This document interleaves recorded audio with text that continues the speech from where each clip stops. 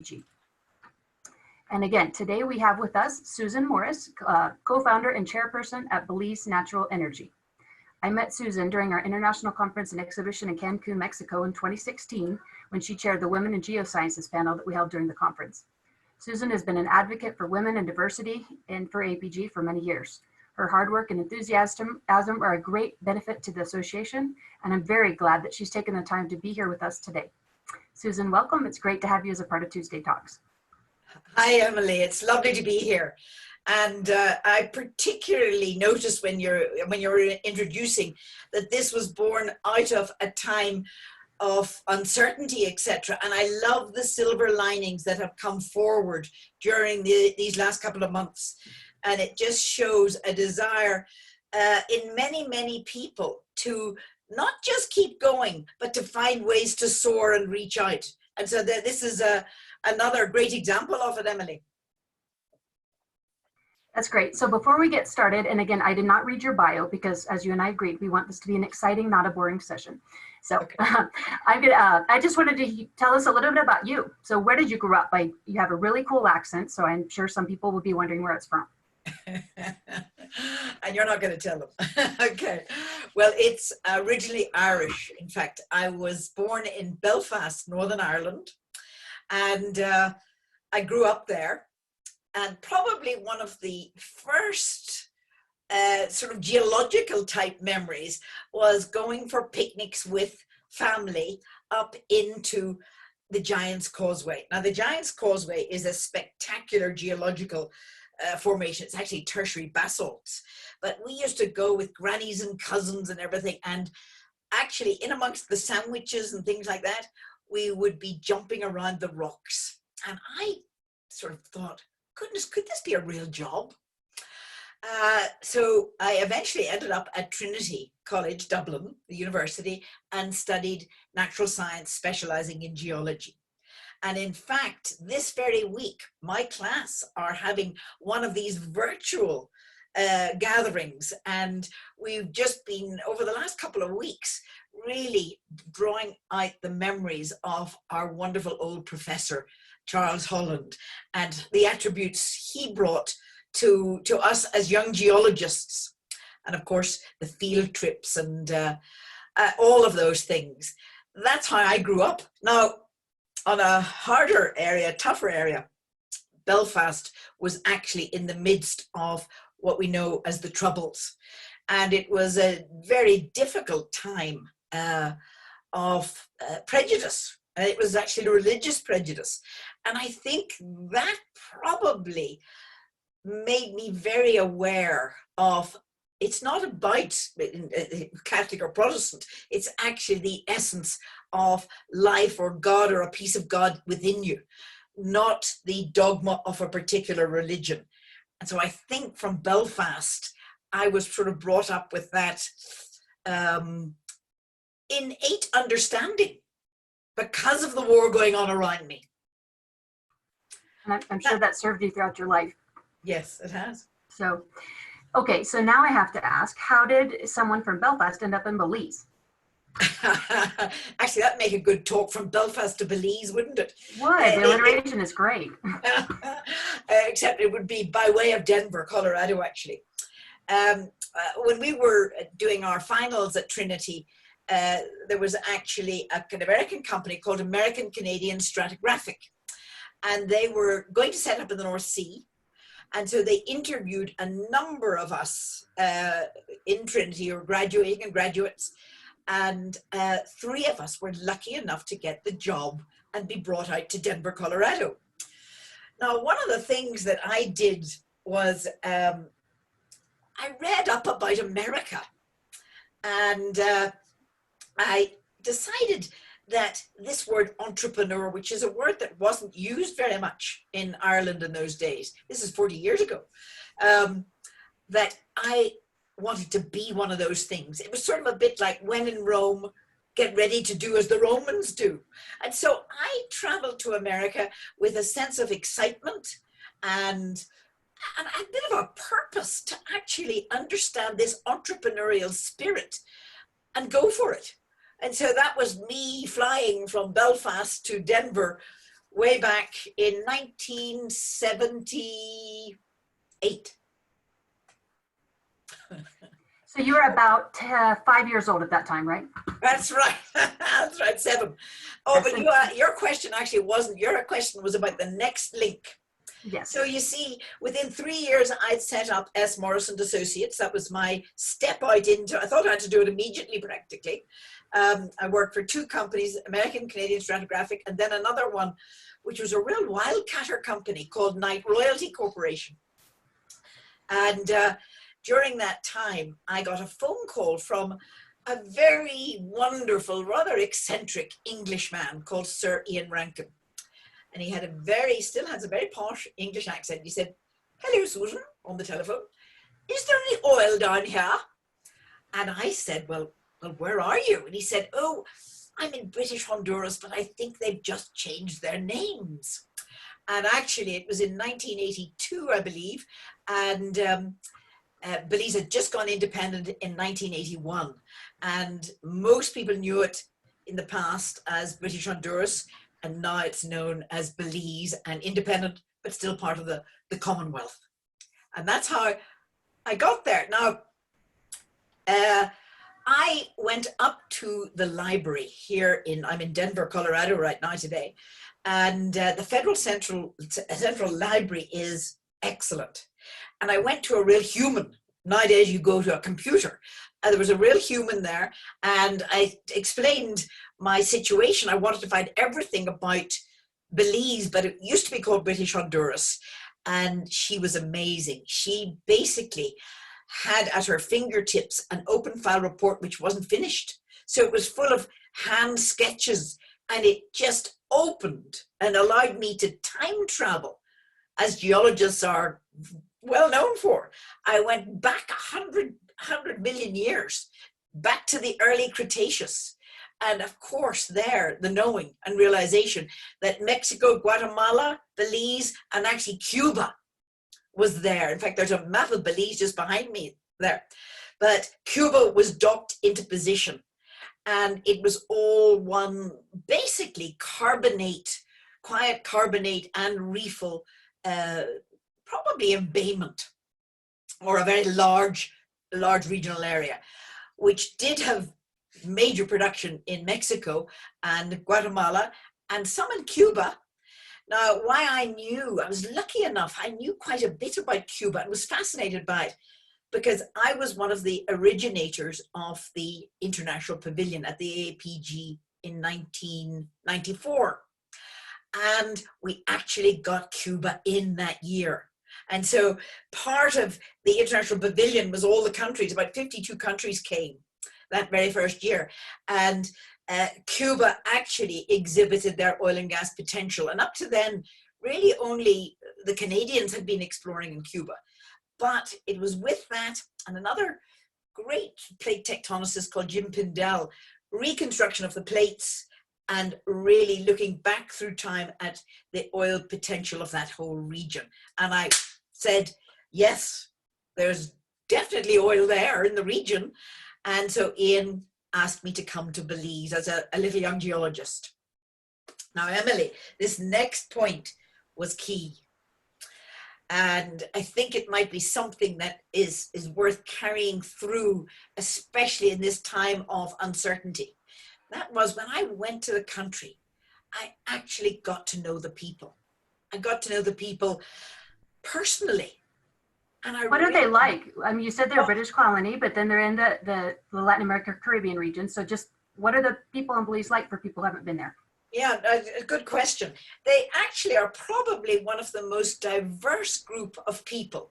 The Mayan Indians were throughout that whole area, and they have a very rich culture of both the Mayan pyramids, the appreciation of life within everything, and very, let's just say, sensitive environmentally, naturally. It's their way, not unlike the Native Americans here or the Aborigines in Australia. They have a pulse and a blending with the nature. And probably about 10 of them work with us at BNE and have taught me so much in Belize. And then you have the Hispanic culture from Guatemala and Mexico. And then you have an unusual group called the Baymen. They were sort of English pirates that came, and they apparently, as the story goes, they used to hide behind the reef. And by the way, it's one of the best barrier reefs in the world. Certainly the #1 in the Northern Hemisphere for scuba diving. Excellent. But these English pirates used to hide behind the reef and nip out, as the story goes, and rob the Spanish pirates.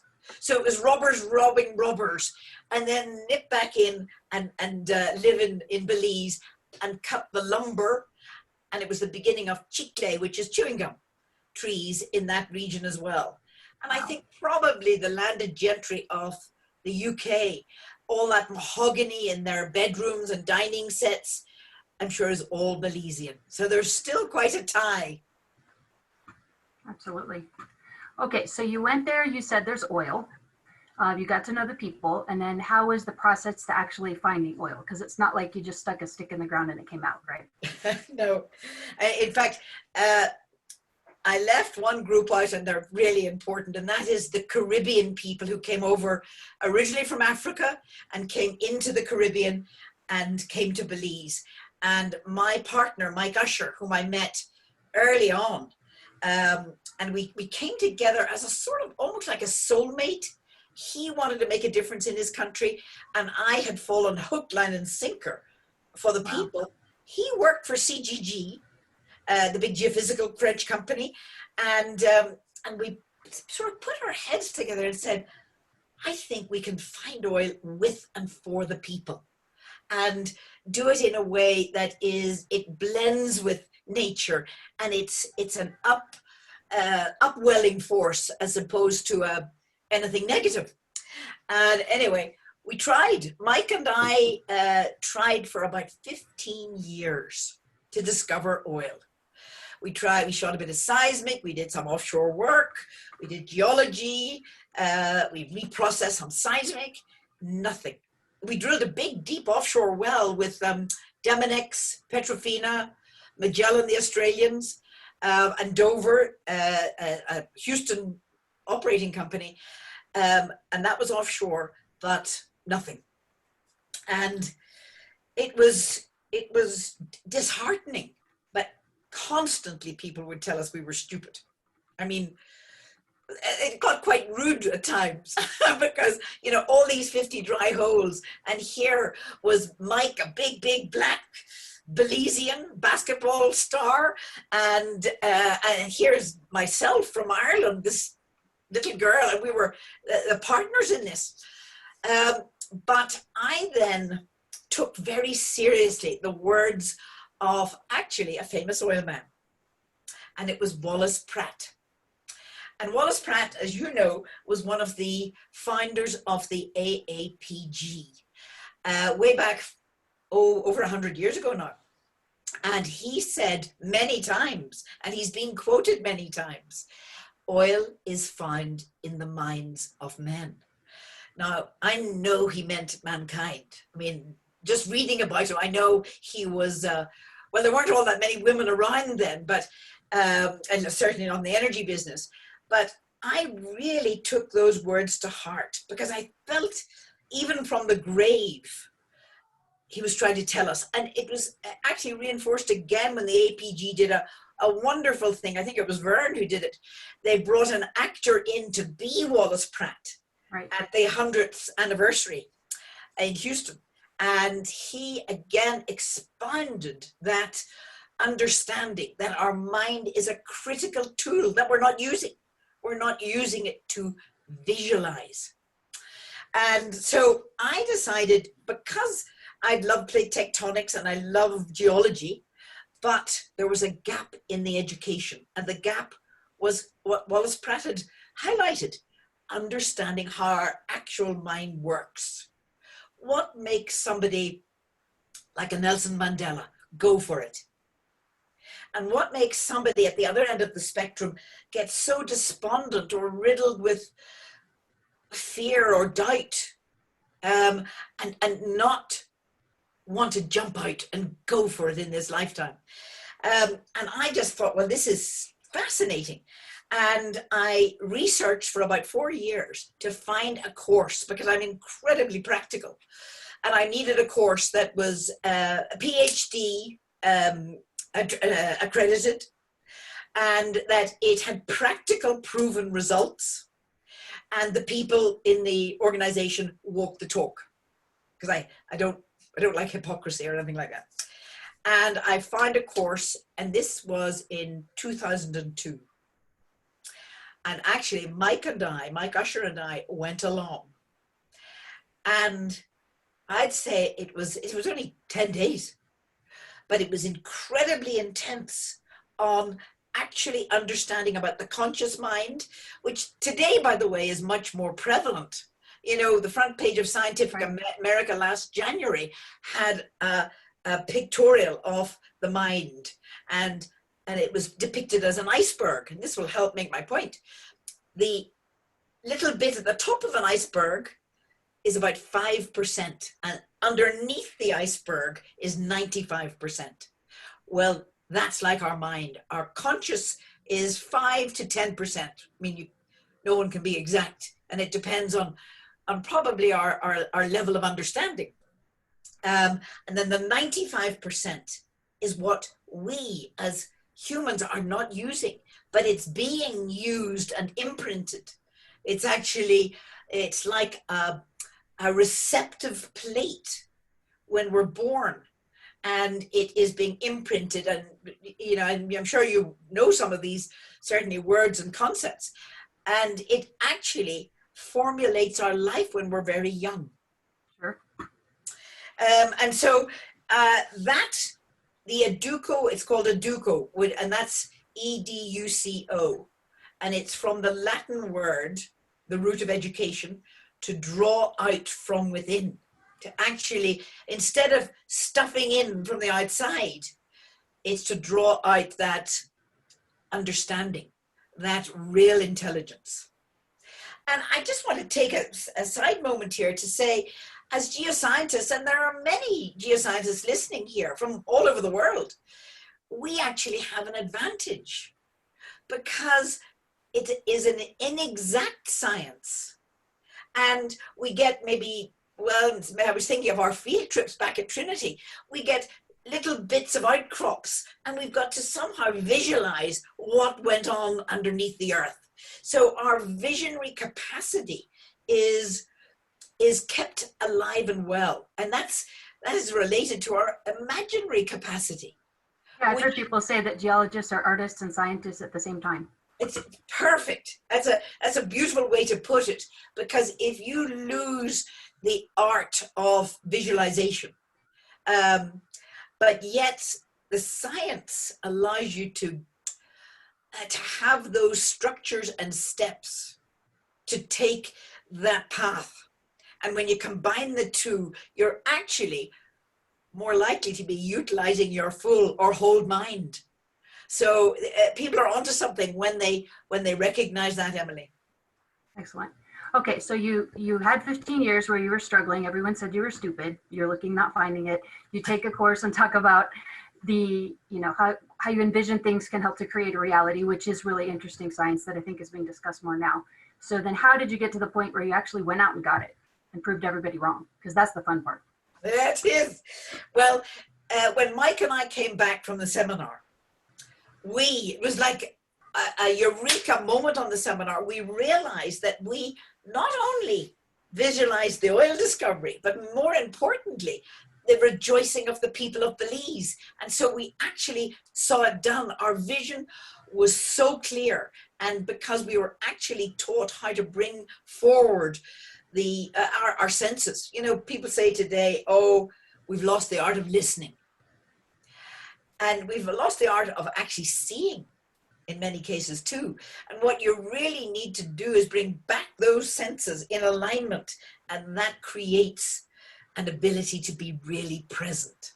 And in that presence, then there's an inflow of what is innate within us, but it's an inflow of connection to the energy because remember our title, how do you bring the energy to the energy business?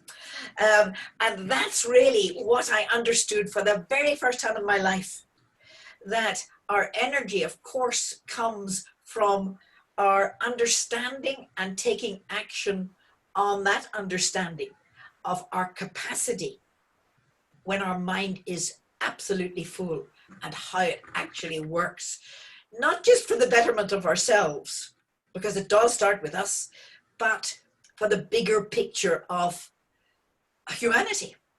Now, back to your question. Mike and I left the seminar, excited was not the word.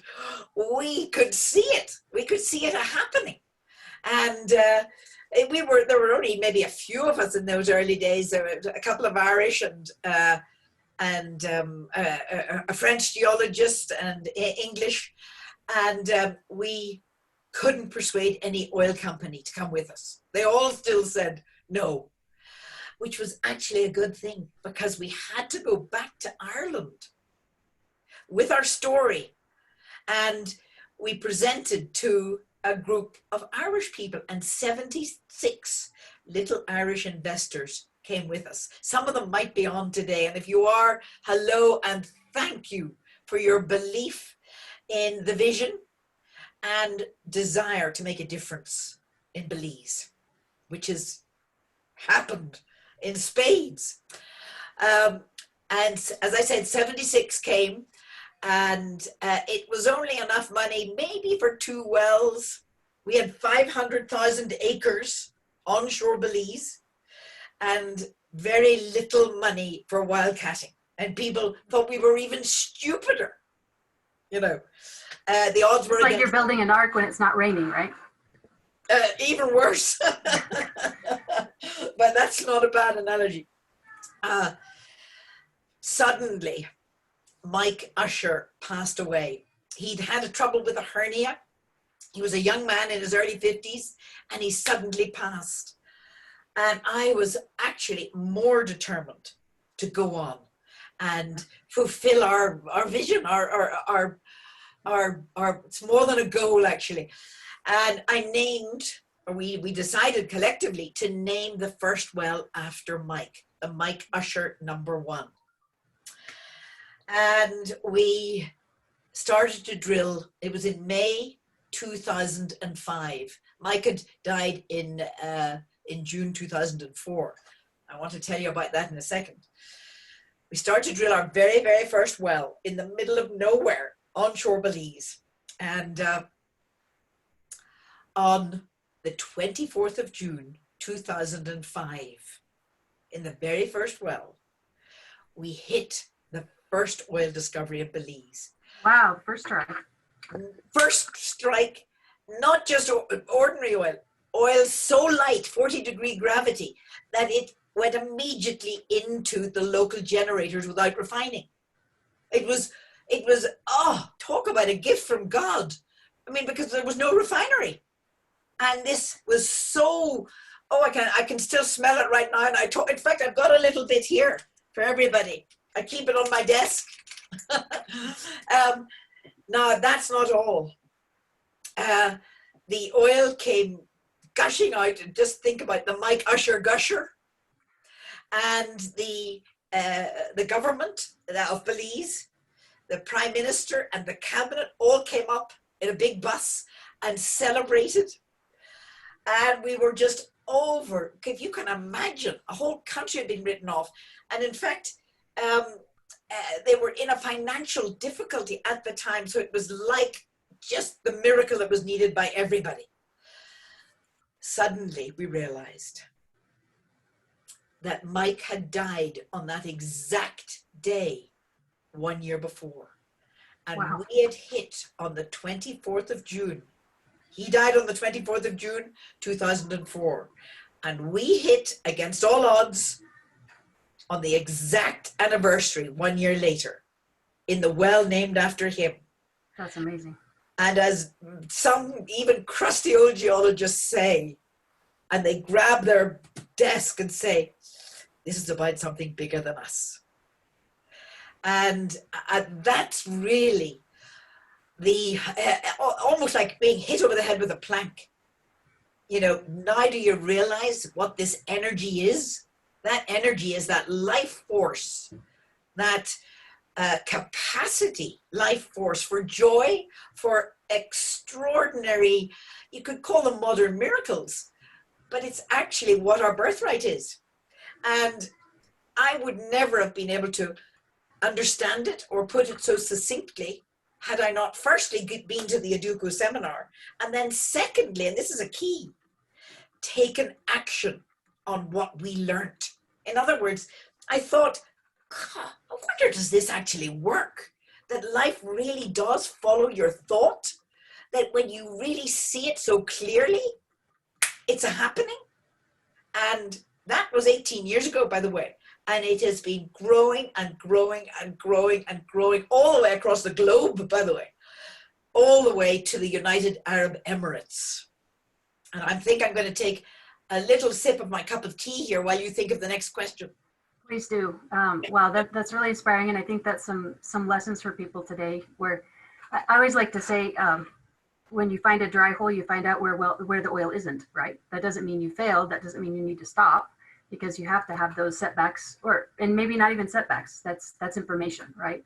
So it's all about how you look at it, how you process it. And I think that's a good reminder for everyone. That's very, very true, because what's that thing, like a cup half empty, etc., or half full. I looked at all the wells and saw, oh my God, there's oil, there's bits of oil in each of them. You know, sometimes it was biodegraded, tarry, etc. And it usually was, because there's been major fracturing and breaching in the area.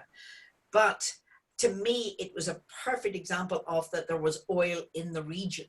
Now, having 500,000 acres and only enough money for maybe 2 wells, those odds, you know, don't look too good unless you come together in alignment with the essence of the energy within ourselves. Yes, and I wanted to get to that part. Yeah, so because that was part of the title. You say, bringing your energy to the energy business. So how do you define energy? Yeah. Well, as everybody knows, it starts with yourself. And funnily enough, every time I say that word, I think of Socrates over 2,000 years ago. And he said a number of times, know thyself. And Plato again described it differently, who was his protege. But I felt that people hadn't really got to grips with their own capacity until I went to this seminar, because it was all about that understanding of the depth of our capacity and what we really were. Yes, it gets scientific in that it's your conscious mind, as we described, and the unconscious being the area of imprinting. But on the seminar, you see, you can get imprinted with a lot of very difficult things, like fear of jumping out, like doubts of yourself, like lack of self-esteem, depending on how you're brought up. But here's the wonderful thing. It's the common denominator in all of us, which is the essence of that, let's just call it our spirit, our fiery spirit. And it transcends, back to my background, religious prejudice. It transcends gender prejudice. It transcends color and cultural prejudice.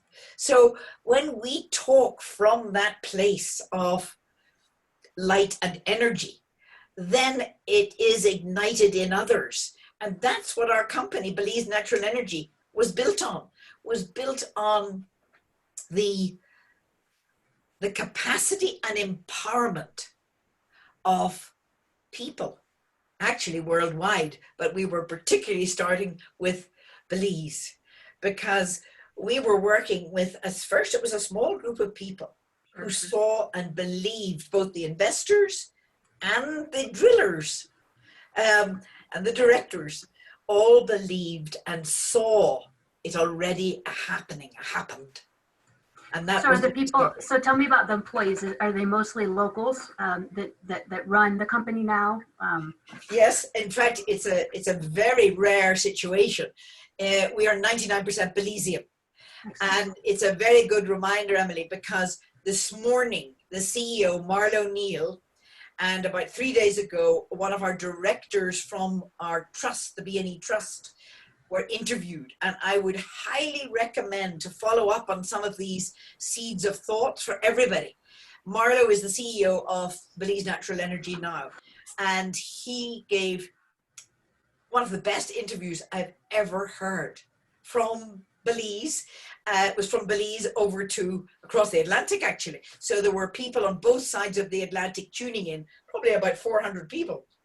And leaders of countries and ambassadors of countries.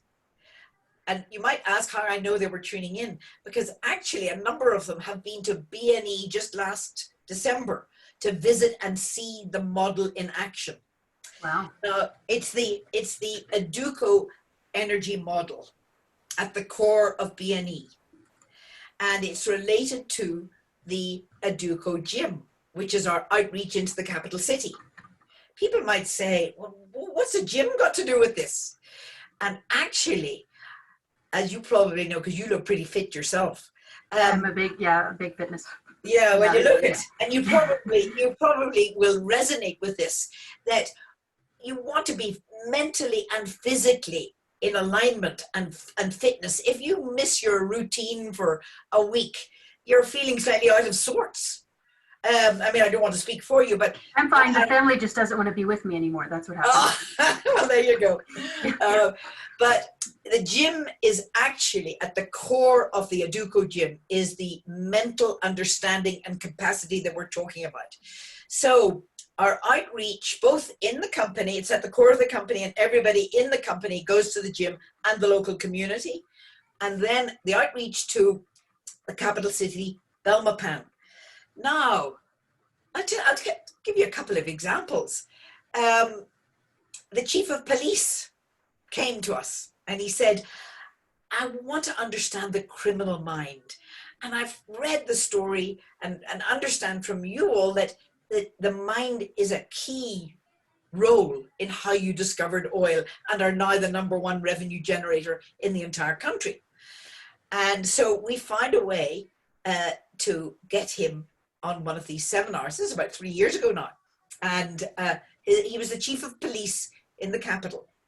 He came back from the seminar, the Aduco seminar, and that very first week, he lined up the police cadets and empowered them with a vision of really, in essence, it was slightly more steps than this, but in essence, it was befriending and like Big Brother with the young, especially the young men in the surrounding villages and the city. And instead of them, let's just say, from a broken family, maybe going into a gang or crime, sure, they actually formed a relationship with one of the police cadets and with Howell. And here's where facts are critical. He reduced crime in the capital city by 52% the first year he was back. So we're talking about an educational model that has applications in our whole life, holistic applications.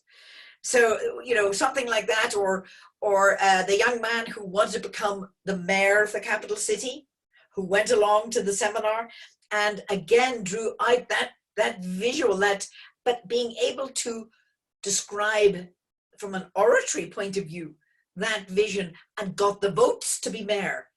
And so the whole country, whether it be entrepreneurs or new businesses or within a business, the chief of police, the prison system, and the mayor are all, and many more, are all moving in self-empowerment.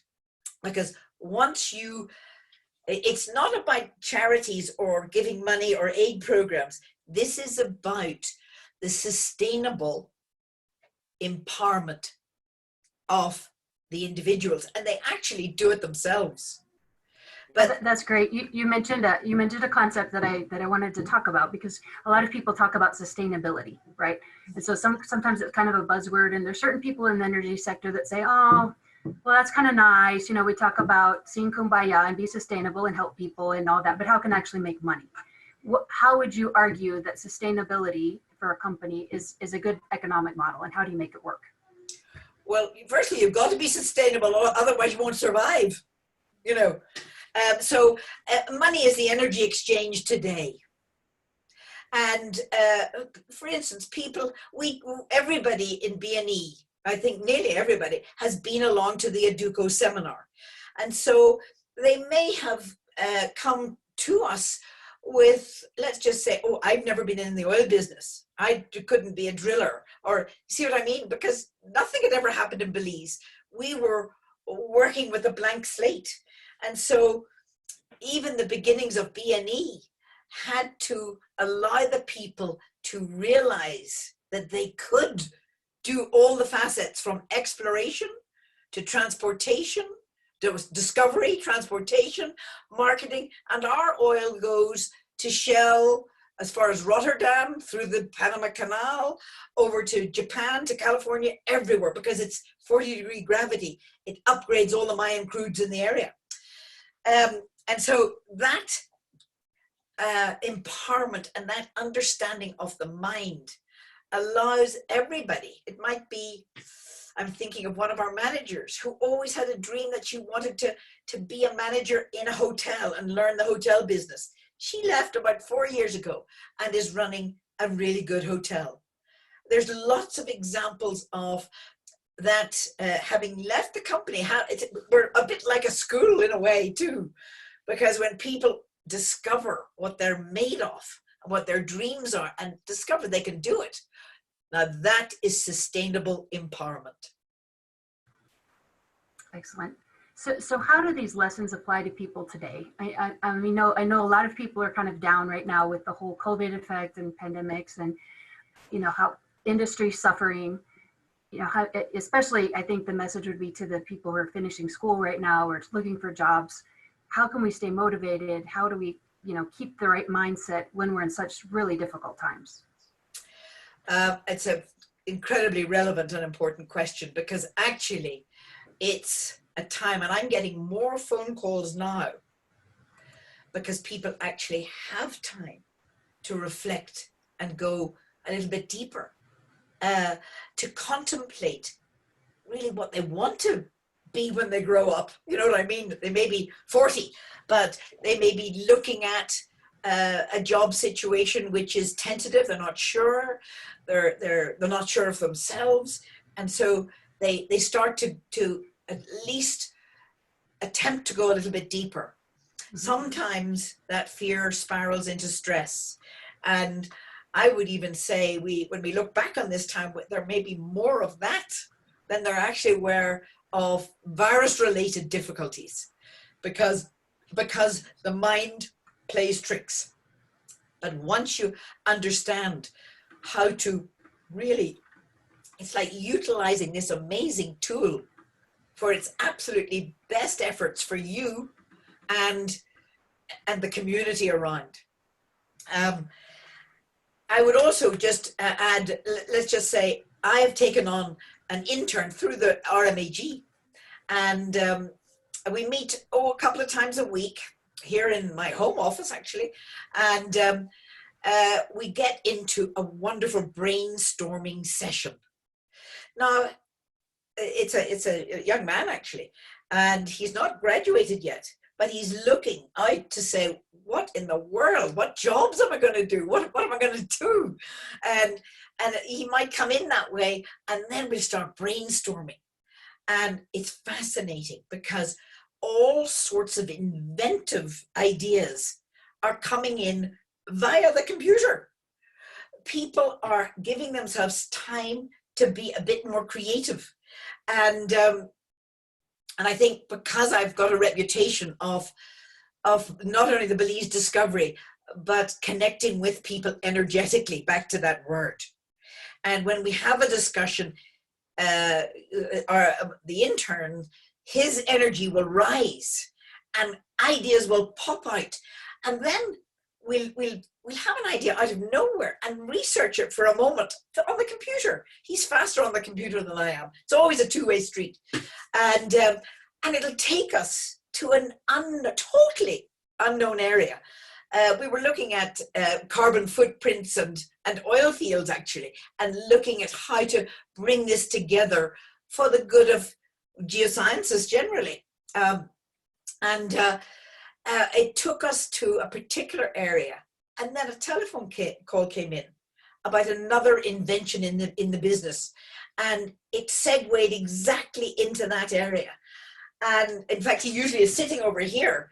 That's what I'm indicating. But he was just mind-boggled at what happens when you relax, let go, and the insights, you could call it intuition, actually comes through us. We are much more than we realize. And that's a key point that Educo not only taught me, but actually I was able to take the action on that understanding. It's got to be actual. If you're going to do something like this, you got to see a place where you can track the results, like B&E and the oil, or there's another one, XJet, the private jet company. Again, from the visual in Josh Stewart's mind of being the best private jet company in the world. And it was here in Colorado, actually. He went to the same seminar, Educo. And to cut a long story short, he ended up in Dubai winning the coveted place in the new Dubai airport. It still is incredible.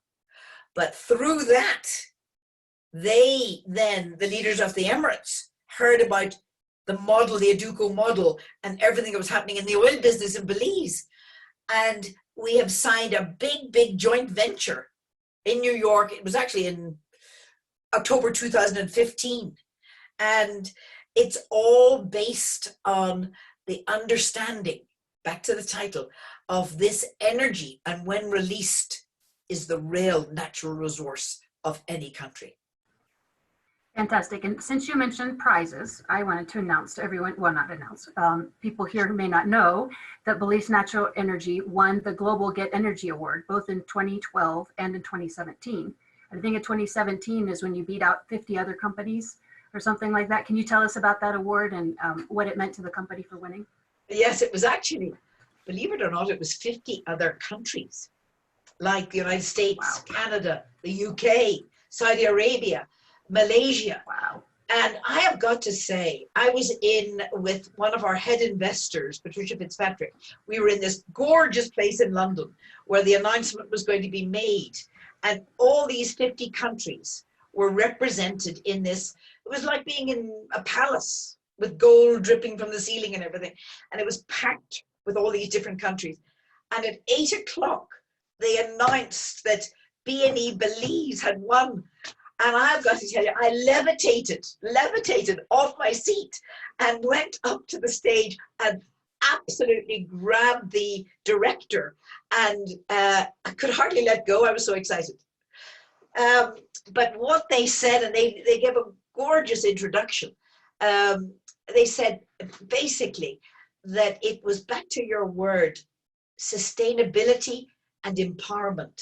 It wasn't about building a school or a charity here or there. The results were coming from the people actually taking the steps themselves, which is the true sustainability. So it was the Global Get Energy Educational Award, and it went to Belize, B&E, and Educo, because it was all together, the Educo educational system in B&E and the country. And we also beat out the University of Texas and the University of Canterbury in the UK, and ExxonMobil were also in it, and a number of other training programs. And it has led to a number of visitors from all over the world, including the Emirates leaders, to understand the model, to be able to take it back to their country, because that's what leaders want. They want the empowerment of the people. Sure. And I would imagine, I know that in certain countries this happens a lot in our region in Latin America. There's a big tension between the communities and the industry, because sometimes there's a perception that you're just coming in here to get my resources, to get hydrocarbons, to get it, take it out, and you may kind of throw some things at me to keep me happy or keep me quiet, but I'm not really part of the process. So do you feel like you have a lot more support from the community because they actually have ownership of it? We are the community. Right. There's no division. And in fact, that's one of our mottos: no division, no division. And it was a cool one, because it means total alignment within oneself and total alignment within the company. Therefore, you can have a combined vision and see it and reinforce it every day. No division, no division. It's a cool one, actually. It's almost like a play on words when you say it in Creole, which is sort of like the shortened English version of the local language down there. Sure. I would say that, in fact, listening to Marlo again this morning, I couldn't have been more proud of everything that Mike and I did years and years ago, how we never would give up. And I think, and we dared to speak up, and we dared to do something that 18 years ago was totally new. It was a revolutionary education system. Today, it's much, like it's won the big XJet awards and things like that. But back then, we were real pioneers. And we didn't hesitate, because we could see the results being the empowerment of the people, not just the finding of oil. Oil is just a fantastic example of it, but much more important. And at B&E, we say it's the oil within. Excellent. I want to take time to read a couple of the comments that have come through and ask one question. And again, anyone who has questions, feel free to send them through in the Q&A feature. So Diana said, well, when we were talking about geologists being artists and scientists, she said, I totally agree with that comment. It takes art and good science to make great maps. So that was a good comment. Jackie says, wow, what an inspirational story. And Harvey says, Susan is such an inspirational woman. I'm really enjoying this talk. So I'm glad you all are enjoying the talk. We thought you'd like it. So, and then Harvey also had a question. He says, how does the EDUCO, the EDUCO educational system or model differ from others? Most educational systems, in fact, this is one of the criticisms here in the United States at the moment, is that it's stuffing in of old information. And so you're not actually honoring that insightful understanding that is, sometimes we call it our intuition or our gut feel, but that light, that spirit can get diluted and even covered right over. Whereas EDUCO actually draws out and up that innate capacity, that gift from God, actually, you could say, that we're all born with, and allows you to avail of a wisdom of the ages. I mean, I am totally shocked every now and again, and in fact, more times than I can remember, how the answer will come. For instance, where to drill in Belize. We had 500,000 acres and only enough money for maybe 2 wells. How do you pick the spot? Mm-hmm. It was outrageous. And in fact, we had planned to drill another well at a different spot. And it's a slightly longer story, but in essence, the landowner didn't permit us to drill in the other place. And we ended up drilling in the very spot I had taken my children to show them where I thought we could drill. And it was more that I was led, you could call it your intuition, that mix of science and art, that sense of what life is leading you to. And we went to that exact spot. And every time I go to the Mike Usher #1, I know and feel Mike himself with me. In fact, even today. But we got oil in the Mike Usher #1, Mike Usher #2, Mike Usher #3, Mike Usher #4. And when I say it quickly, somebody in the audience puts up their hand and says, excuse me, are you calling those all your gushers? Because it sounds like my gusher, but it's actually Mike Usher. So I think maybe, have I answered that question? Yes, and I think a follow-up that I would have is, how do you tap into that intuition? I think sometimes people who work in science may struggle a little bit because they say, well, I'm supposed to be, I should work and make decisions based on facts, not feelings. So I'm assuming that you would have an argument to that. And then if people are interested, how would they tap into it themselves or whatever they're doing in life? Well, if you've got a capacity for both, why would you have to decide? You see what I mean? It's understanding our full capacity holistically. For instance, Albert Einstein, probably one of the most famous scientists in the world. If you watch his documentary, you'll see that he actually got the understandings from what you might call the intuition, from within. And then his lab technicians at the time, or his people who were working for him, filled in the gaps. So he was actually onto the understanding of how the visionary mind, which everybody has, by the way, sees it done. And then you take the steps. Now, you've got to gather the information, but had we not pursued this, we wouldn't have discovered the oil in Belize. Had I not, firstly, taken Wallace Pratt seriously, well, how does the mind work? Had I not encouraged others and realized from the depth of my soul that this was a system that would allow the light in the world to actually come together and really see each other and really be with each other. There's a phrase that comes to my mind: be the being that we were born to be. Be the human being that we were actually born to be. It's now pretty well established that what happens is, because we're imprinted willy-nilly and because we didn't understand this mechanism, that being, that human being we were born to be, and I've got a grandchild, so I can watch this happening.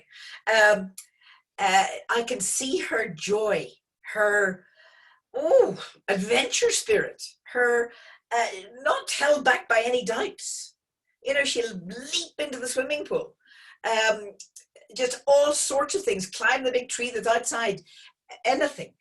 And we lose that due to the various environmental things that can happen to us. Sometimes it's parents, sometimes it's teachers, sometimes it's society, or expectations that come and actually dilute the lenses from which we see through.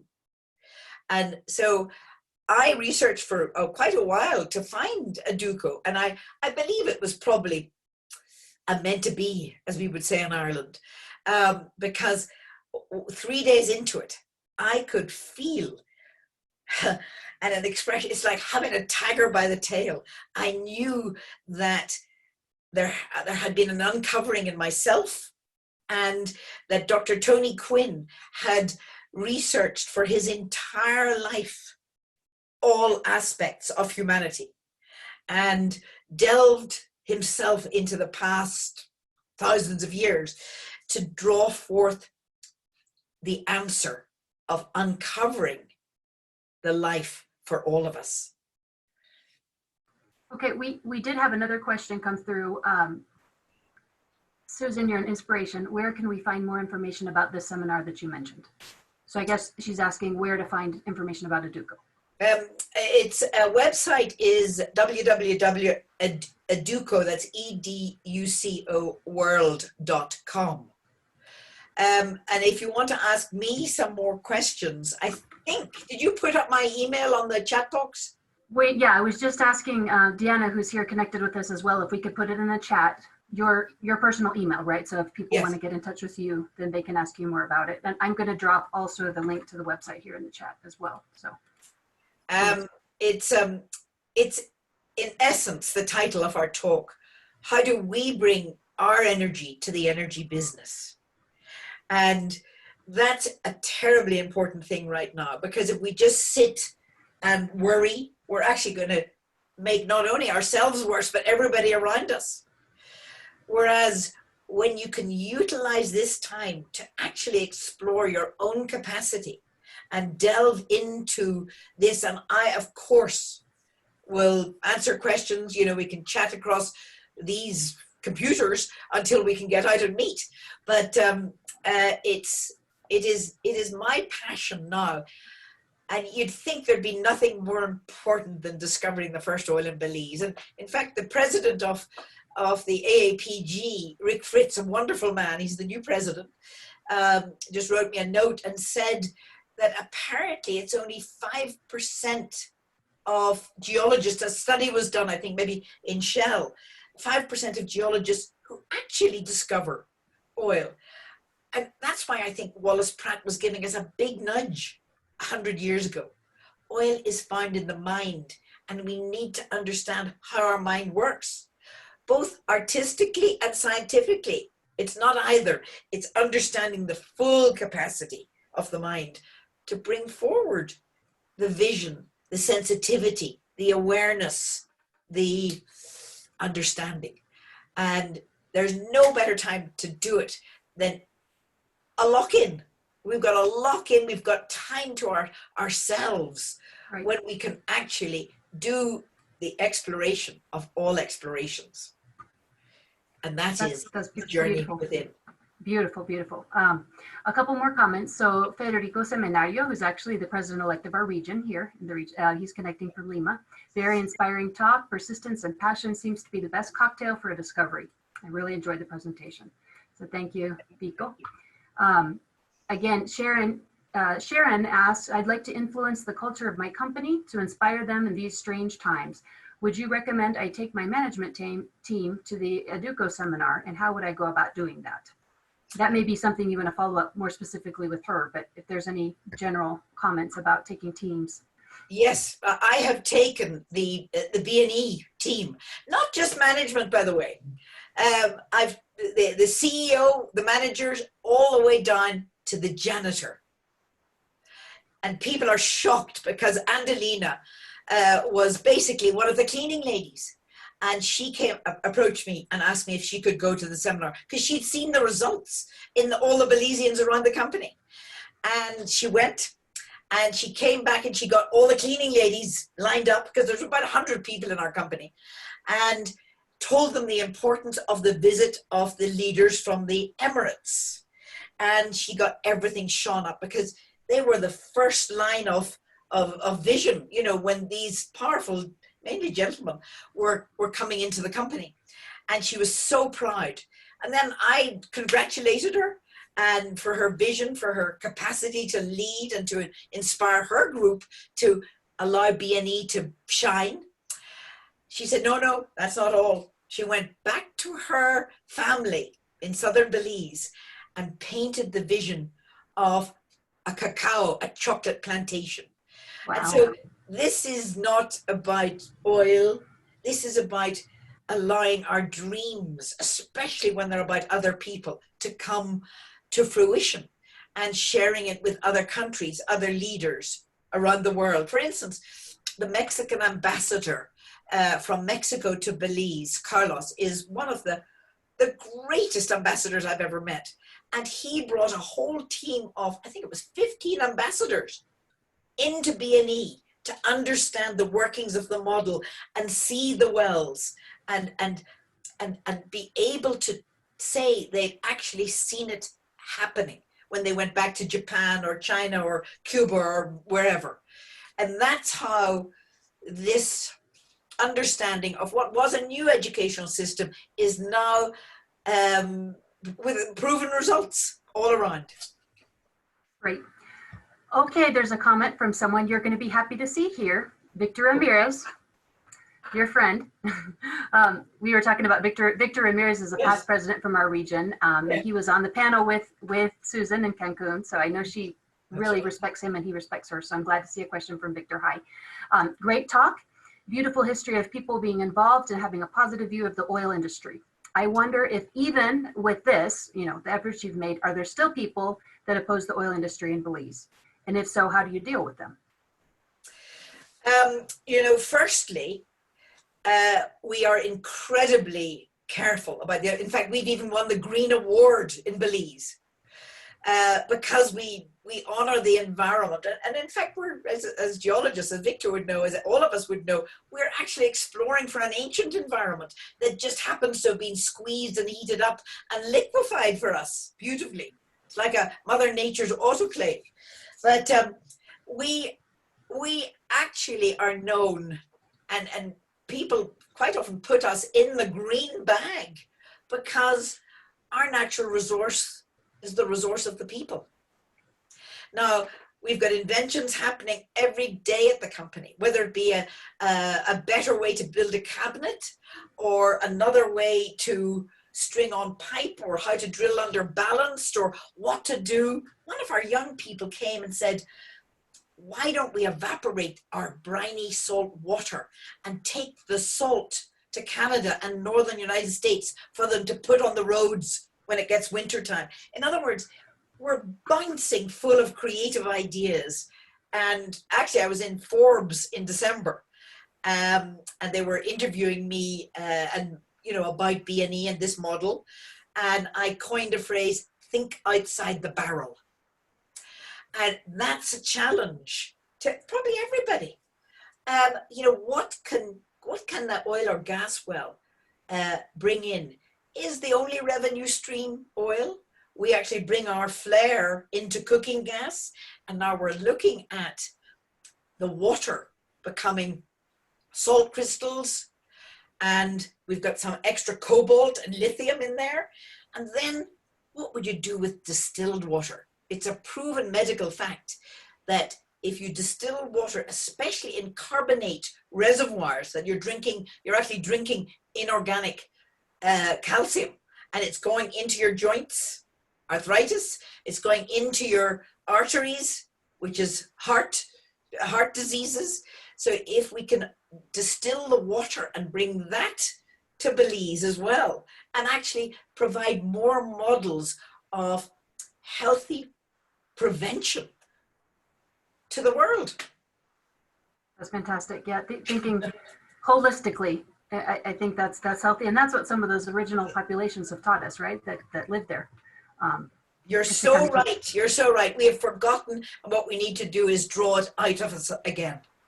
Right. Okay. So we have a couple more comments. Daniel Paredes, very inspirational. Thank you, Susan. We need that ecosystem. Educo, I don't know why I keep reading it the wrong way. Educo system in our universities. Andrea Lopez, who actually is the chair of our Leadership Summit, Student and Young Professional Leadership Summit Committee. She's here, and I know that she'll be sending you an invitation as soon as this is over. Thank you so much for transmitting your energy. Really great and inspirational talk. And Diana says, thanks for sharing your inspiring stories. It reminded me that I only know that I know nothing, especially now. Let's keep on investing. Yes, humility is great too. Let's keep on investing in ourselves, and let's not give up on our industry during these challenging times. So very good work, Sienna. Thank you. Yes, that's very, very true. And no, we have a full capacity to think outside the box. There are no boxes, and think outside the barrel. Local communities have great possibilities. And I'm just thinking of a spa and a cosmetic line, because paraffin is one of the oldest baby products in the whole of the world, actually. And we rub paraffin wax out of our oil wells onto our babies' bottoms, and have done it for over 70 years.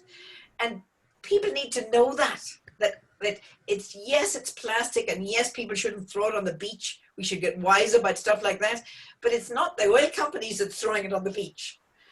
We need to actually educate and honor and live holistically as a species, live together for each other. I think this lock-in is bringing out some good things, not just about going deeply, but caring and reaching out to other people, whether it be through these talks, as you've said, you started them during this lock-in, but I hear great stories about somebody bringing meals to an older neighbor, or just general sensitivities that I'm afraid sort of got lost. And we need to get back to our core of our kindness. Excellent. So Michelle Smith says, Susan, I met you at the OTC a couple years back at the Wise Women's Breakout session. Oh, Your good. enthusiasm and commitment is so refreshing. Thank you. She also has a question. Have fun with this one. Any thoughts about what you're seeing come out of Texas these days? I'm not sure which part of the situation in Texas she's talking about, if it's the Oh, yes. racial disturbances or the COVID response. I mean, there are a lot of things going on, but Why don't we answer it all? yeah. Which is one move. And that's why this is terribly important. And it's some of the points I made earlier. And that is that once we talk to each other from spirit to spirit, light to light, in fact, we might even put a photograph of me in the B&E community, if we can put it up on the screen. I am the only supposedly white person in the whole company, but we don't think of it like that. You know, we talk to each other with the light and energy of the possibilities. And so we need to be able to bring this understanding, this uncovering actually, to our true nature, to everyone in the world. Because remember, I started off with religious biases. People call it unconscious bias. And sometimes it's conscious, but they're all over the place. They are rich and poor, black and white, Asian, not Asian, all sorts of biases, which do not help us at all as a human being to come together to honor this life and this planet. And so it is actually a one move, and the one move is to be able to understand how we've got, let's just say, clogged up. Our minds have got too busy, and to set it all down and live from life. And that will show us the inventions, the creativity, the way of the future today. Excellent. Yeah, and I think our region is, like Belize, is very diverse. I know I've spent some time in Suriname last year. Oh my goodness. Well, they all speak 4 languages, and you've got so many cultures and so many religions and so many races, and it's beautiful. The people are just so beautiful, and I think that mix is what really brings creativity and brings innovation, and it's just really exciting to see how people work together. And I think that's a good lesson for other parts of the world.